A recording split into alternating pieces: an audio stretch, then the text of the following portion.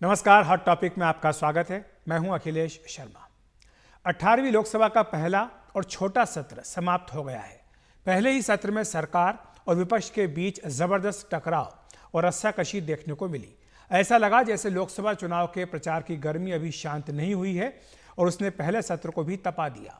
चाहे स्पीकर का चुनाव हो या फिर आपातकाल के खिलाफ स्पीकर का प्रस्ताव, विपक्ष बेहद आक्रामक नजर आया।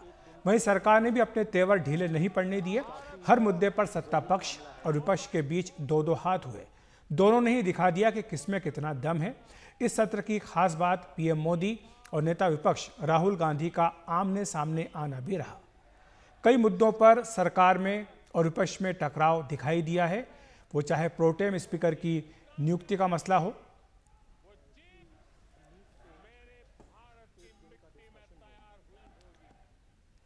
तो प्रोटेम स्पीकर की नियुक्ति पर भी टकराव हुआ, क्योंकि विपक्ष चाहता था कि प्रोटेम स्पीकर की नियुक्ति में विपक्ष के जो के सुरेश है उनको नियुक्त किया जाए। स्पीकर के चुनाव पर भी टकराव हुआ। एजेंसियों के कथित दुरुपयोग के आरोप विपक्ष ने लगाया, इसके खिलाफ विरोध प्रदर्शन भी किया। विपक्षी नेताओं की गिरफ्तारी का विरोध भी जताया गया। नीट पेपर लीक का मामला भी इस सत्र में छाया रहा। अग्निपथ योजना का भी विरोध किया गया। हिंदुओं पर राहुल गांधी के बयान को लेकर बीजेपी ने कांग्रेस को आड़े हाथों लिया। वहीं संविधान बचाओ वर्सेस आपातकाल की बहस भी देखने को मिली। आपातकाल पर निंदा प्रस्ताव भी लाया गया। तो ये तमाम मुद्दे ऐसे हैं जिनको लेकर इस सत्र में जबरदस्त टकराव सत्ता पक्ष और विपक्ष के बीच देखने को मिला है।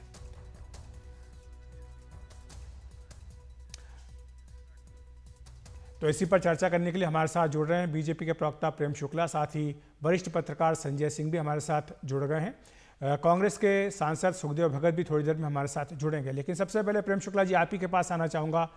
जैसा कहा जाता है कि आगाज़ अगर ये है तो अंजाम कैसा होगा।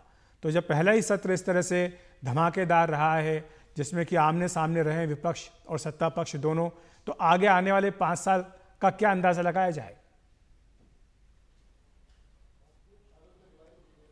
अखिलेश जी प्रणाम। आपको बहुत दिनों के बाद जो है आपसे संवाद करने का अवसर मिला है और आपको स्वस्थ देखकर मन बहुत प्रफुल्लित है। धन्यवाद। तो आपके दीर्घायु होने की शुभकामनाएं हैं मेरी। शुक्रिया।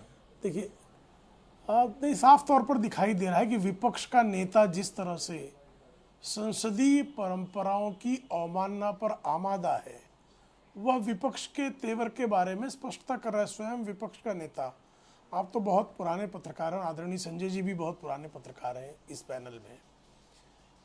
विपक्ष का नेता लोकसभा अध्यक्ष की तरफ पीठ करके संबोधन करे, यह दृश्य आपने कितनी बार देखा होगा संसद में। मुझे लगता है कि कम से कम जो है 98 की लोकसभा से तो लगातार आप लोग जो हैं लोकसभा की कार्यवाहियों को निकटता से देख रहे होंगे।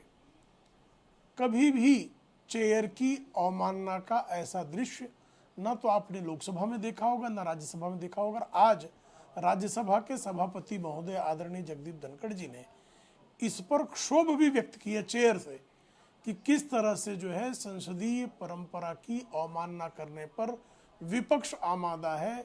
जो संविधान की पुस्तकें अपने हाथों में लेकर फहराते हुए निकलते हैं, वो संविधान के सबसे महत्वपूर्ण जो जन नेताओं का जनता जिसको जनादेश देकर संसद में पहुंचाती है और जो सांसद जिसको चेयर पर चुनते हैं बहुमत से, उनके प्रति जो है इस तरह का अवमानना का भाव और संसद में भी बारंबार झूठ बोला जाना। प्रधानमंत्री जी के भाषण के समय विपक्ष के नेता ने अपने सांसदों को संकेत देकर वेल में उतारना और दूसरी तरफ जिन प्रधानमंत्री को आप तानाशाह कहते हैं, वो प्रधानमंत्री विपक्ष के सांसदों को लिटरली पानी पिलाते हुए दिखाई देते हैं। उनकी विनम्रता जी का, जिसको तानाशाह आप कह रहे हैं, आप अपेक्षा कर सकते हैं कि कोई तानाशाह संसद में उसके वक्तव्य के दौरान राष्ट्रपति के अभिभाषण के धन्यवाद प्रस्ताव पर जो है प्रधानमंत्री महोदय अपना पक्ष रख रहे हैं, धन्यवाद प्रस्ताव पर बोल रहे हैं, उस समय विपक्ष लगातार जो है वहां पर जो है बवाल काटे, उसको बवाल काटे से नीचे शब्द का प्रयोग नहीं करना चाहिए, और वो उसको पानी पिला रहे हैं। तानाशाह से ऐसी अपेक्षा की जा सकती है क्या? तानाशाही तो विपक्ष की तरफ से है जी। कि जो आपातकाल का जिक्र आने पर इस देश के संवैधानिक संसदीय परंपरा के कलंकित पृष्ठ को स्मरण करने पर कि 50 वर्ष पूरे होने जा रहे हैं, 50वें वर्ष में प्रवेश कर रहे हैं, अगर उस पर सदन में लोकसभा अध्यक्ष एक प्रस्ताव पढ़ देते हैं, निंदा कर देते हैं, तो किस तरह से क्षुब्ध होकर संसद में उस आपातकाल के वंशवादी विचार की जो वंश बेल है, किस तरह से विकृत प्रदर्शन करती आपने देखा है। जी, अग्निवीर पर जब झूठ बोला जा रहा होता है, आदरणीय रक्षा मंत्री जी फैक्ट्स करेक्ट करने का प्रयास करते हैं, पॉइंट ऑफ ऑर्डर लेकर कहा जाता है कि भाई इनको जो है सत्यापित किया जाना चाहिए, सत्यापन का मौका दिया, सत्यापित करें, सत्यापित नहीं करते हैं वो। ये साफ तौर पर दिखाई देता है जी। कि जिस तरह से सड़क पर झूठ का माहौल खड़ा करने का काम किया गया था, विपक्ष संसद में संसदीय परंपरा की अवमानना करके झूठ का प्रचार प्रसार करने का मंच, ठीक है। संसद सुखदेव को भगत जी बनाने भी का हमारे साथ प्रयास जुड़ कर गए रहा हैं, है प्रेम शुक्ला जी। और अपने आप को बेनकाब भी कर रहा जी है। जी, सुखदेव जी आपका स्वागत है एनडीटीवी इंडिया पर। तो आपने सुना प्रेम शुक्ला जी को कह रहे हैं कि एक के बाद एक जो झूठ विपक्ष सड़क पर बोलता था, वही झूठ संसद में दोहराए गए। वो चाहे आपातकाल का मसला हो या फिर अन्य मसले हों, उन तमाम मसलों पर ऐसा लगा कि विपक्ष जो है वो अपनी गलतियों से सीखा नहीं है और चुनाव परिणाम का भी कोई असर उसके ऊपर नहीं पड़ा है। तो मेरा सवाल आपसे यही है कि जो पहला ही सत्र, चाहे छोटा सत्र था, औपचारिकताएं इसमें पूरी करनी थी, लेकिन फिर भी जो आक्रामकता विपक्ष की ओर से दिखाई दी और सत्ता पक्ष ने अपनी ओर से जो जवाब दिया, क्या लगता है अगले 5 साल तक ऐसा ही माहौल संसद में दिखेगा? प्रेम जी को मैं एक बात बतलाना चाहता हूं। जो संसदीय परंपराओं की इन्होंने बात की, संविधान की बात तो कुछ ऐसी हो गई, कुपत रथ दौड़ता जो पथ निर्देशक वह है, लाज लजाती जिसकी कृति से धृति उपदेशक हुआ। क्योंकि आपके ही राज्य से खबर आ रही है बड़ी कि चंपई सोरेन जो कि मुख्यमंत्री हैं झारखंड के, उन्होंने अपना इस्तीफा राज्यपाल को सौंप दिया है और एक बार फिर से हेमंत सोरेन वहां पर मुख्यमंत्री बनने जा रहे हैं। तो ये राजभवन से एक बड़ी खबर आ रही है और प्रभाकर हमारे सहयोगी हमारे साथ जुड़ गए। प्रभाकर, क्या जानकारी मिल रही है? क्या सिर्फ औपचारिकता हेमंत सोरेन के फिर से मुख्यमंत्री बनने की था, उसको हमने इस्तीफा दिया। हाँ, जैसे हम लोग का गठबंधन का जो निर्णय है, वो निर्णय के अनुसार हम लोग अपना काम किया। सर, आपने नई सरकार का दावा पेश किया। देखिए, माननीय मुख्यमंत्री जी ने सारी बातें कह दी है और बाकी चीजें अभी बहुत अफरा तफरी है, हम लोग विस्तृत रूप में बता देंगे और बाकी चीजें जो प्रक्रिया है हम लोगों ने पूरी कर ली। ये सारी समय चरणबद्ध तरीके से बता देंगे। यहाँ थोड़ा सा और लोग छूट जाएंगे।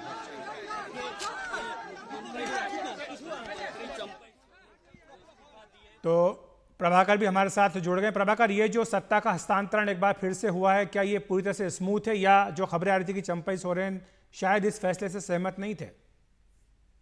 जी देखिए, अभी तक तो ये स्मूथ दिख रहा है, लेकिन अगर आप किसी को भी मुख्यमंत्री की कुर्सी से हटाते हैं तो उसका नाराज होना, उससे बुरा लगना, उससे दुख होना स्वाभाविक है। और जब हमारी पार्टी के कुछ बड़े नेताओं से बात हो रही थी तो उनका ये मानना था कि चंपई सोरेन जो है, उन्हें एक तरीके से फोर्स किया गया कि वो खुद प्रपोज करें हेमंत सोरेन का नाम। हेमंत सोरेन तीसरी बार झारखंड के मुख्यमंत्री बनने जा रहे हैं और अभी जब 5 महीने जेल के सलाखों के पीछे रहने के बाद जब वापस आए तो ऐसी उम्मीद की जा रही थी कि क्योंकि झारखंड में 6 महीने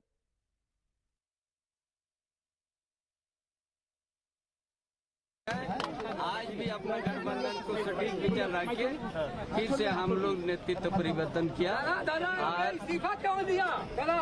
इस्तीफा क्या परिस्थितियां हुई? वो सवाल नहीं है, ये गठबंधन के निर्णय की बात है। आज सभी गहराई से गठबंधन चलती है और इसीलिए हम लोग फिर से गठबंधन के नेता हम लोग हेमंत बाबू को चुना और हम अपना स्व इच्छा से हमने इस्तीफा दिया। Thank you.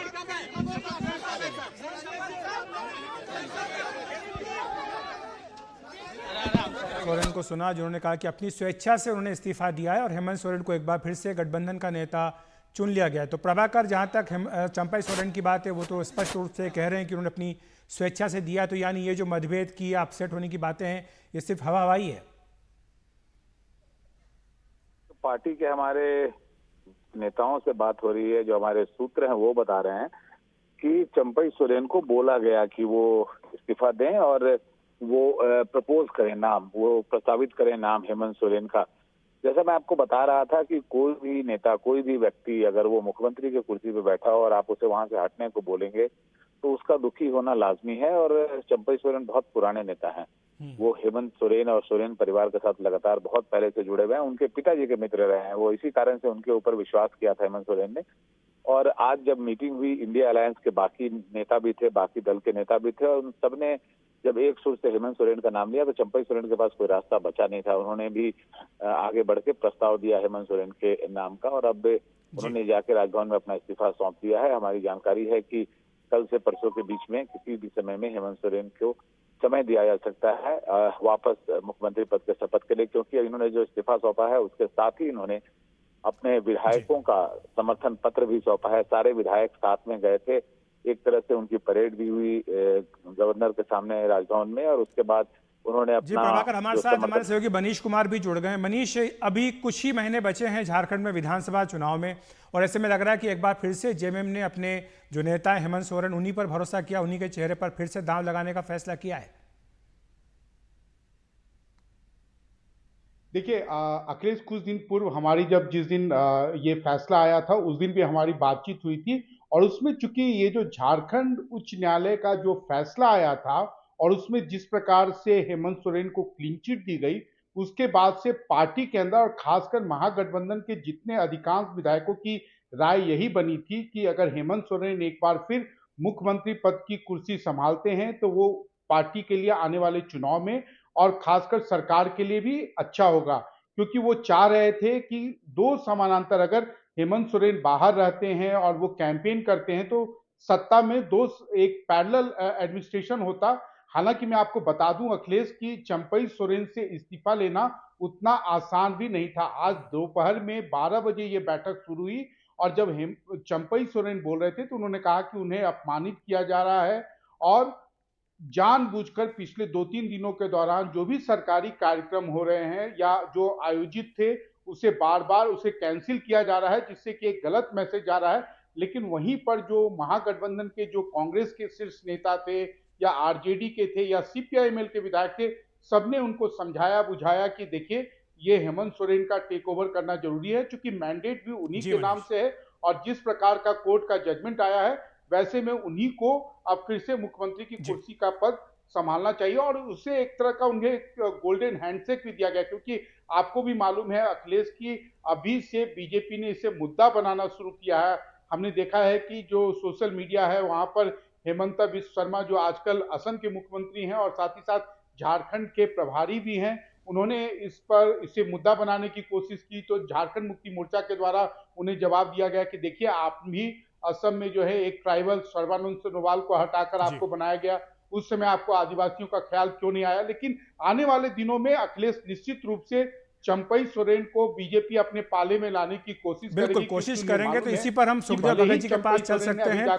सुखदेव भगत जी, एक बार फिर से आपको चर्चा में शामिल करूंगा। जो संसद सत्र पर चर्चा है वो तो हम अभी करेंगे थोड़ी देर में, लेकिन आपके अपने गृह राज्य में ये जो सारी उठापटक हो रही है, और जैसा मनीष भी बोल रहे हैं कि बीजेपी को सहानुभूति है चंपई सोरेन से। बिहार में हमने देखा था कि जीतन राम मांझी बाद में तो उन्होंने बगावती कर दी थी। तो ये जो खड़ाऊ व्यवस्था चलती है कि मुख्यमंत्री के बाद किसी को बनाया जाए फिर उनको हटा दिया जाए, तो ये क्या नाराजगी पैदा करेगा? आपको लगता है कि आने वाले दिनों में से दिक्कत हो सकती है गठबंधन के लिए?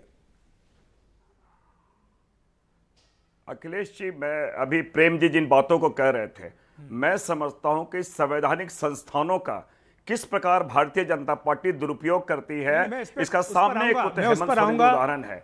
एक झारखंड के ऊपर मैं चाह रहा था, अभी जो घटनाक्रम चल रहा है, मैं आ रहा हाँ, निश्चित रूप से एक संसदीय परंपरा होती है। सदन के नेता, सारे इंडिया गठबंधन के लोगों ने उन्हें विधायक दल के नेता चुना है, और ये चंपई सोरेन जी जिन्हें टाइगर कहे जाते हैं वो बहुत ही अनुभवी हैं। उन्होंने स्वेच्छा से त्यागपत्र दिया है और उन्होंने सम्मान किया है कि जो विधायकों ने जो नेता चुना है उनको चुना है, तो इसलिए वो स्वेच्छा से त्यागपत्र दे रहे हैं।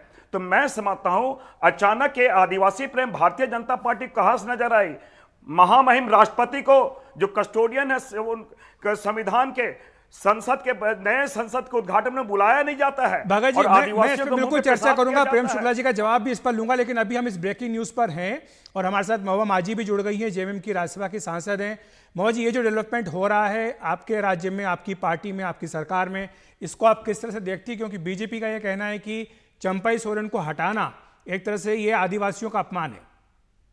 जी देखिए, अभी हमारी पार्टी झारखंड मुक्ति मोर्चा एक पार्टी नहीं, एक परिवार है और इस परिवार के तमाम सदस्य एक दूसरे से मिलजुल कर ही काम करते हैं।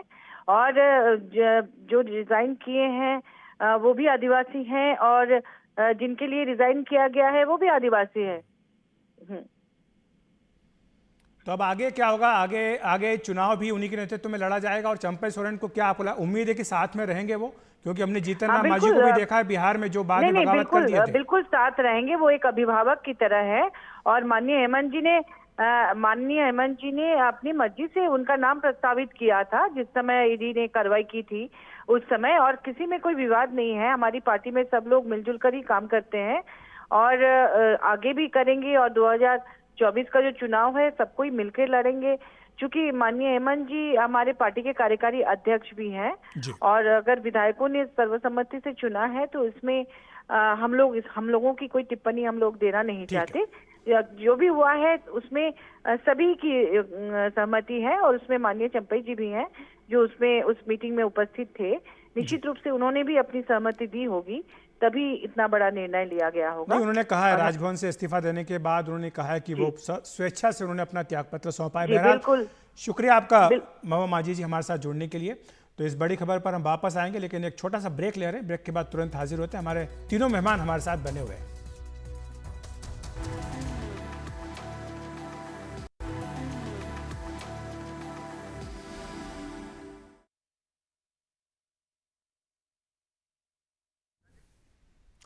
और अब आपके लिए एक सवाल जिस पर आप अपनी राय हमें क्यूआर कोड को स्कैन कर सकते हैं। ये हम सवाल आपसे थोड़ी देर में पूछते हैं, लेकिन हम जो चर्चा कर रहे थे संसद को लेकर के, आज पहला सत्र जो है वो समाप्त हुआ है। भगत साहब, मैं आपके पास आऊँगा। आपसे चर्चा शुरू होने से पहले प्रेम शुक्ला जी कह रहे थे कि राहुल गांधी सदन के भीतर प्रोवोक कर रहे थे अपने सांसदों को कि वो वेल में जाएं, और ये फुटेज भी इसका आया है। चेयर ने भी इस बारे में टिप्पणी की थी, आपका जवाब?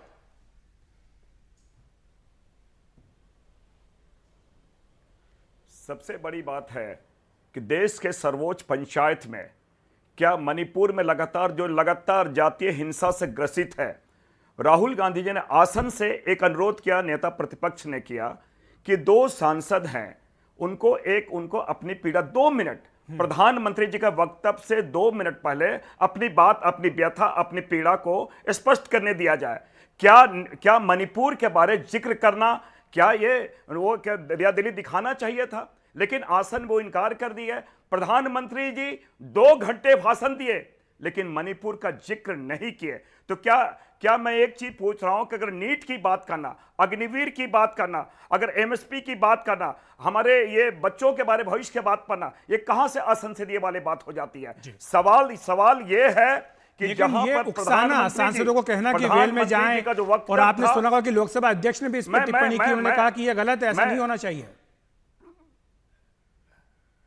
मैं पहला दिन से मैं बतला रहा हूं कि कल भी माननीय प्रधानमंत्री जी, तीसरे बार के हमारे प्रधानमंत्रियों को जनादेश मिला है, कल के वक्तव्य उनको दिखला दे। जिस प्रकार उनका जो वक्तव्य था निष्ठुरता से परिपूर्ण, असंवेदनशील, और ये कहीं से भी प्रधानमंत्री पद के गरिमा के प्रतिकूल था। जिस प्रकार लगातार प्रेम जी, आपका जवाब? वो कह रहे हैं कि अगर 2 मणिपुर के सांसद बोल देते तो क्या पहाड़ टूट जाता? मणिपुर का मुद्दा बहुत बड़ा है।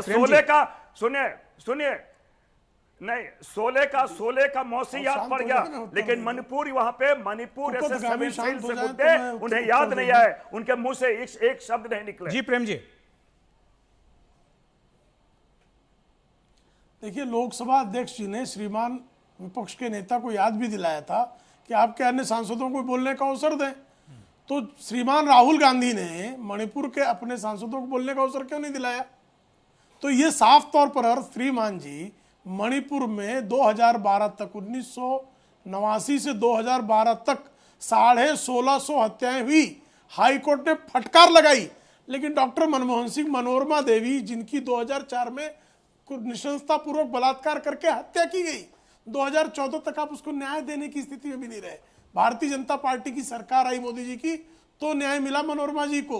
तो आप क्या मणिपुर पे बात कर रहे हैं? और मणिपुर पे संसद में मोदी जी ने जो है स्पष्टता से बयान दिया है कि किस तरह से वहां कानून एवं व्यवस्था की स्थिति को सामान्य किया गया, परीक्षाएं किस तरह से हुई, गृह मंत्री स्वयं किस तरह से वहां जाकर बैठे, किस तरह से वहां चुनाव जो है जिस तरह से अन्य प्रदेशों में संपन्न हुआ वहां भी चुनाव संपन्न हुआ।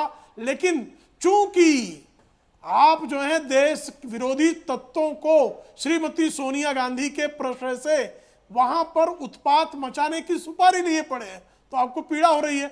और जी संक्षेप में जवाब ले लेते हैं। माफ करूंगा, माफी चाहूंगा प्रेम शुक्ला जी, माफी चाहूंगा, मेरे पास समय की थोड़ी कमी है। भगत साहब संक्षेप में आपका जवाब, उसके बाद ये प्रोग्राम में खत्म करूंगा। जी कौन सी गरिमा है?